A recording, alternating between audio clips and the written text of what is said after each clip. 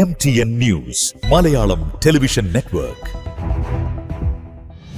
India രാജ്യം കണ്ടതിൽ വെച്ച് വലിയ ഒരു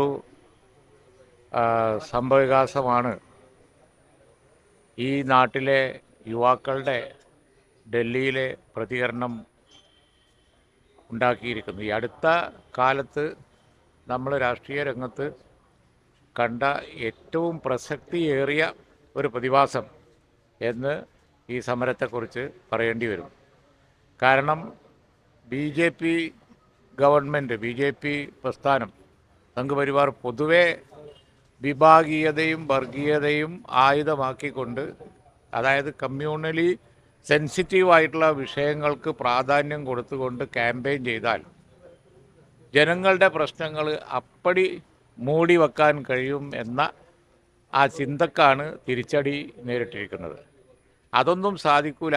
ഈ നാട്ടിലെ യുവജനങ്ങൾ, പ്രത്യേകിച്ച് വിദ്യാർത്ഥികൾ, യുവജനങ്ങൾ ഒക്കെ, പുതിയ തലമുറ, വന്നുകൊണ്ടിരിക്കുന്ന തലമുറ ഇതിനെക്കുറിച്ചൊക്കെ ബോധവാന്മാരാണ് എന്ന് തെളിയിക്കുന്നതാണ് ഈ സംഭവവികാസം. ജാതിയും മതവും അതുപോലെ തന്നെ പ്രാദേശിക വികാരവും ഒന്നുമില്ലാതെ നാട്ടിലെ യുവാക്കൾ അതിശക്തിയായി പ്രതികരിക്കുകയും അതിൻ്റെ മുമ്പിൽ യുവതി യുവാക്കൾ അതിശക്തമായി പ്രതികരിക്കുകയും അതിൻ്റെ മുമ്പിൽ ശക്തമായ കേന്ദ്ര ഗവൺമെൻറ് എന്ന് പറഞ്ഞ് അനങ്ങൂല എന്ന് പറഞ്ഞ ബി ജെ പി ഗവൺമെൻറ്റിന് മുട്ടുമടക്കേണ്ടി വന്നു. എങ്കിൽ നിരവധിയാണ് ഈ നാട്ടിലെ പ്രശ്നങ്ങൾ. ഇനി കർഷകർക്ക് പ്രശ്നമുണ്ട്, തൊഴിലില്ലായ്മ രൂക്ഷമാണ്, സാമ്പത്തിക പ്രതിസന്ധി വളരെ വലുതാണ്, വിലക്കയറ്റം. മൻമോഹൻ സിംഗിൻ്റെ ഭരണത്തിന് ശേഷമുള്ള കാലഘട്ടം, പതിറ്റാണ്ടുകൾ നമ്മൾ എടുത്തു നോക്കുകയാണെന്നുണ്ടെങ്കിൽ ഏറ്റവും വലിയ വിലക്കയറ്റാണ്. നമ്മുടെ നാണയത്തിൻ്റെ വില നിരന്തരം ഇടിഞ്ഞുകൊണ്ടിരിക്കുകയാണ്. ഇതൊക്കെ ജനജീവിതത്തിൽ വരുത്തിക്കൊണ്ടിരിക്കുന്ന വലിയ പ്രശ്നങ്ങളുണ്ട്. പക്ഷേ അതിനൊക്കെ മറികടന്നുകൊണ്ട് അവർ ചില സെൻസിറ്റീവായിട്ടുള്ള വിഷയങ്ങൾ എടുത്ത് ക്യാമ്പയിൻ ചെയ്താൽ മതി എന്ന ഒരു വിശ്വാസം അവർക്കുണ്ടായി. അതിനാണ് ഇപ്പോൾ തിരിച്ചടിയേറ്റിരിക്കുന്നത്. ഇത് അവരുടെ ഡൗൺഫാളാണ്. ബി ജെ പിയുടെ തകർച്ചയുടെ ആരംഭമാണ് ഈ സമരത്തിലൂടെ നമ്മൾ കണ്ടത്. പൂർണ്ണമായ സറണ്ടർ, മുട്ടുമടക്കൽ അവർക്ക് വേണ്ടി വന്നിരിക്കുന്നു എങ്കിൽ അതിൻ്റെ അർത്ഥം ഒരു വലിയ പ്രക്ഷോഭം ഉരുണ്ടുകൂടി വരുന്നുണ്ട്. അത് പ്രധാനമന്ത്രിക്കെതിരെ ആണ് എന്ന് സെൻസ് ചെയ്തതാണ്, മനസ്സിലാക്കിയതാണ്. എനിക്കെതിരായി ഒരു വലിയ പ്രക്ഷോഭം ഉരുണ്ടുകൂടി വരുന്നുണ്ട് ഗവൺമെൻറ്റിനെതിരായി. ഇവിടെ വെച്ച് നമ്മൾ സറണ്ടർ ചെയ്തില്ല എങ്കിൽ, 2 സ്റ്റെപ്പ് ബാക്കോട്ട് വെച്ചില്ല എങ്കിൽ അത് പെട്ടെന്ന് വരും എന്ന് തോന്നിയപ്പോഴാണ് ഈ CJP സമരം അവർ ഒത്തുതീർപ്പാക്കിയത്. ആ വരവിനെ തടുത്തു നിർത്താൻ കഴിയില്ല. കാരണം കർഷകരും അതുപോലെ സാധാരണക്കാരും ചെറുപ്പക്കാരും തൊഴിലില്ലാത്തവരും ഒക്കെ ഇനിയും നിൽക്കുകയാണ്. ഒരു പരീക്ഷ എന്ന് പറയുന്നത്, നീറ്റ് പരീക്ഷ പറഞ്ഞാൽ ആ പരീക്ഷ എഴുതുന്നവരുടെ അവസാനത്തെ ഹോപ്പാണ്. അതിൽ യാതൊരു മടിയും കൂടാതെ കള്ളത്തരം കാണിച്ചു എന്ന് പറഞ്ഞാൽ പിന്നെ എന്തിനാ അവർക്ക് ചെയ്തുകൂടാത്തത്? അപ്പോൾ അതുകൊണ്ട് തന്നെ വളരെ വളരെ ഗൗരവമുള്ള ഒരു വിഷയമാണ് അത്. തീർച്ചയായും CJP ഉണ്ടാക്കിയ ഈ ചിന്താഗതിയിലെ മാറ്റം, ഇതിപ്പോൾ ഇന്ത്യൻ രാഷ്ട്രീയ രംഗത്തുണ്ടാക്കിയ ഈ ചലനം, അത് അവരിൽ മാത്രം ഒതുങ്ങി നിൽക്കില്ല. ഇതിൻ്റെ സ്വാധീനം കോൺഗ്രസിനകത്തുണ്ടാവും. അതുപോലെ തന്നെ മറ്റ് പ്രതിപക്ഷ പാർട്ടികൾ, അവരൊക്കെ ശക്തമാകാൻ തുടങ്ങുമ്പോൾ. കാരണം സമരം തിരിച്ചുവിടേണ്ടത് കേന്ദ്രം അടക്കി വാഴുന്നവർക്കെതിരാണ് എന്ന ചിന്ത എല്ലാ സംസ്ഥാനങ്ങളിലും രൂപപ്പെടും. ഇതൊരു മൂവ്മെൻ്റാണ്. അതാണ് ഞാൻ BJPയുടെ ഡൗൺഫാളാണിത് എന്ന് പറയാൻ കാരണം. നിലവിലെ പ്രതിപക്ഷം പരാജയമാണെന്നുള്ള CJP കിട്ടുന്ന ഈ വിശ്വാസം അങ്ങനൊന്നുമല്ല.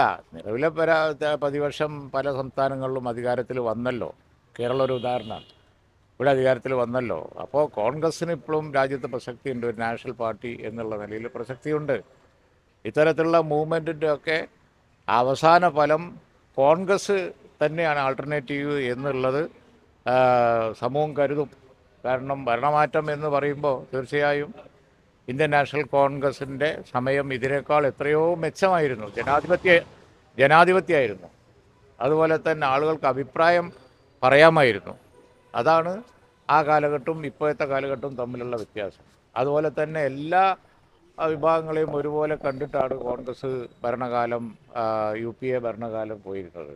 എല്ലാവർക്കും എല്ലാ മതവിഭാഗങ്ങളും ഒക്കെ ഇന്ത്യൻ പൗരന്മാരാണ് എന്നുള്ളവർക്ക് സ്വതന്ത്രമായി അവർക്ക് വർത്തമാനം പറയാനും ജീവിക്കാനും സ്വാതന്ത്ര്യം ഉണ്ടായിരുന്നു. നമ്മുടെ ഭരണഘടനയുടെ സ്പിരിറ്റിന് യോജിക്കാത്ത നിലപാടെടുത്തിട്ടാണ് പിന്നീടുള്ള ഈ കാലം BJP ഗവൺമെൻറ് പോയത്.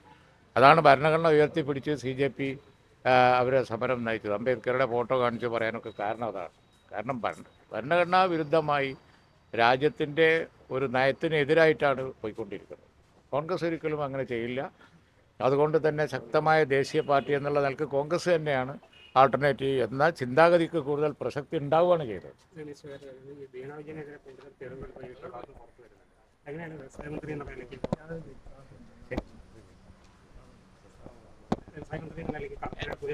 അല്ല, ഞാനിപ്പോൾ അതിനെക്കുറിച്ച് പ്രതികരിക്കുന്നത് അതൊക്കെ നോക്കി പറയേണ്ട കാര്യങ്ങളാണ്. ഇപ്പം ഞാൻ അതിനെക്കുറിച്ച് പ്രതികരിക്കുന്നത്. രമ്യമായി പരിഹരിക്കാൻ കഴിയുമെന്ന് തോന്നുന്നു. പ്രത്യേകിച്ച് മതസംഘടനകളുടെ ഇടയിൽ വ്യാപകമായ ഒരു പ്രചാരണം LDF നടത്തുന്നുണ്ട്. അത് ആ പ്രചരണം വെറുതെയാണ്. കാരണം എന്താണെന്ന് വെച്ച് കഴിഞ്ഞാൽ ആരും ഇവിടെ ലീഗോ കോൺഗ്രസോ അല്ലെങ്കിൽ UDF ആരും തന്നെ ഒരു നയ വ്യത്യാസം വഖഫ് സഹോദര സമുദായങ്ങളുടെ പ്രാതിനിധ്യം സംബന്ധിച്ച് പാർലമെൻറ്റിലും പുറത്തുകൊടുത്ത ആ സമീപത്തിന് എതിരായ ഒരു സ്റ്റാൻഡ് നയപരമായി ആരും എടുത്തിട്ടില്ല. പിന്നെ കോടതിയിലുണ്ടായ സംഭവവികാസങ്ങളാണ്. അത് ബന്ധപ്പെട്ടവർ വിശദീകരിച്ചിട്ടുണ്ട്. ഞാൻ അതിൻ്റെ ഡീറ്റെയിൽസിലേക്ക് പോകുന്നില്ല. പക്ഷെ ഒരു കാര്യം, ഇപ്പോൾ സുപ്രീം കോടതിയിലൊരു കേസ് ഇപ്പോൾ ഒക്കെ ബോർഡിൻ്റെ ഇപ്പോഴത്തെ അംഗങ്ങളെ ഭാഗത്ത് വന്നിട്ടുണ്ടല്ലോ, അവരും അതേ സ്റ്റാൻഡ് തന്നെ അവിടെ എടുത്തത്. നോക്കിയാൽ മതി, നിങ്ങൾക്ക് മനസ്സിലാവും. അപ്പോൾ ഇതിൽ ഗവൺമെൻറ് സ്റ്റാൻഡും അതുപോലെ തന്നെ ഞങ്ങളുടെ സ്റ്റാൻഡും എന്ന് പറയുന്നത് അത് സംബന്ധിച്ചുള്ള തീരുമാനം ഒക്കെ ബോർഡ് സംബന്ധിച്ചുള്ള തീരുമാനം വരുമ്പോഴേ അറിയുള്ളൂ.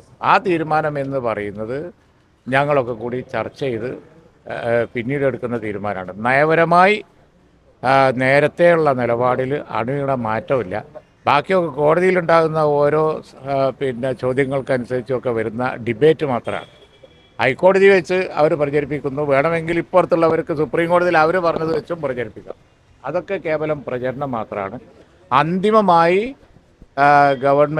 കേരള ഗവൺമെൻറ് ഈ കാര്യത്തിൽ എന്ത് ചെയ്യണം എന്നുള്ളത് സമയമാകുമ്പോൾ നിങ്ങളോട് പറയാം. അപ്പോളേ ഈ കാര്യം സംബന്ധിച്ച് അഭിപ്രായം പറയാം. വലിയ തോതിൽ മതന്യൂനപക്ഷങ്ങൾ UDF സഹായിച്ചിരുന്നു. അതുകൊണ്ടാണോ ഇത്തവണ പ്രതിപക്ഷ PMശ്രീയിലായാലും വഖഫ് വിഷയത്തിലായാലും ഒക്കെ കൈവിട്ട ന്യൂനപക്ഷ വോട്ടുകൾ തിരിച്ചു പിടിക്കാനുള്ള ഒരു പൊളിറ്റിക്കൽ ശ്രമമാണ്?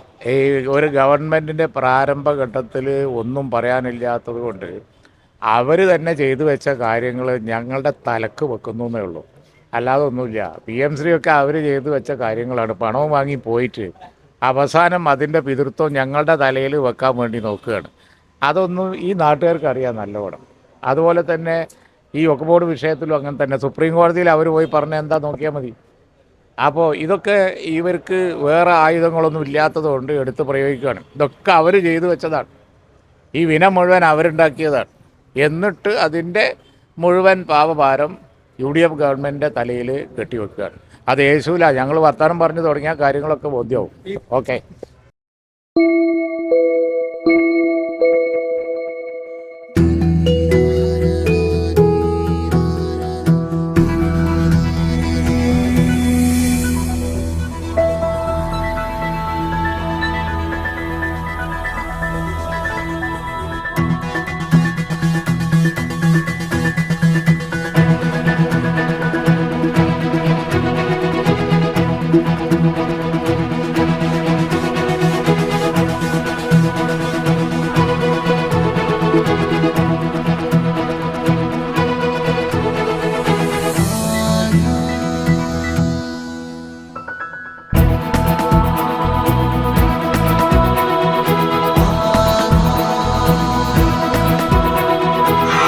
ഹൃദയം പറയും ആധാർ ഗോൾഡ്, കൊണ്ടോട്ടി, പേരാമ്പ്ര, മഞ്ചേരി, ചെമ്മാട്.